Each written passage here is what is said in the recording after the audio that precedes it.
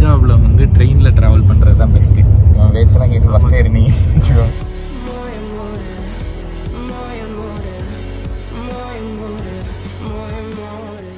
பஸ்ஸெல்லாம் பார்த்தீங்கன்னு வச்சுக்கோங்க, பஞ்சாபிலே எழுதியிருப்பானுங்க, ஹிந்தியில் எழுதியிருந்தா கூட படித்து தெரிஞ்சுக்கலாம்.